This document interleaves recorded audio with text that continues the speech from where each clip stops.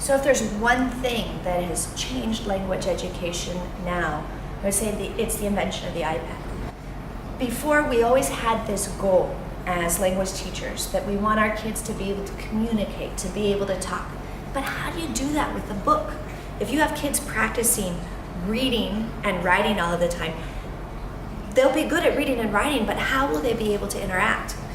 And how do we as language teachers create an opportunity for students to be able to listen and hear and interact when we have a class of 16 students and there's just one of us? So what can we do to create these opportunities for kids? So this is how the iPad helps us. For example, I have students at all different levels that come to me within a Spanish class.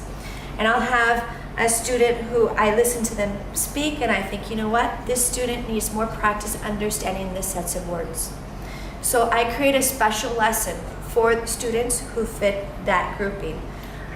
Other students who mastered it quickly and need more challenge.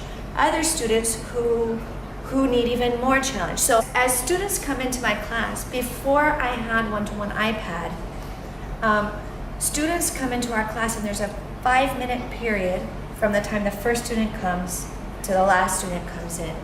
Now that time is not lost. Students come in directly, they see on their iPad, they see where they're supposed to sit, they see on their iPad where they need to click, and they listen to instructions that are tailored specifically to them and their learning needs.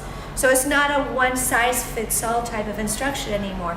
It's, as a teacher, I now have the tool to say, I know exactly where this student is, and I can target that instruction specifically to him or her. If they need to hear certain words more times, they can hear it, they can interact with it, and they can manipulate objects that go with it, but they're getting to hear that.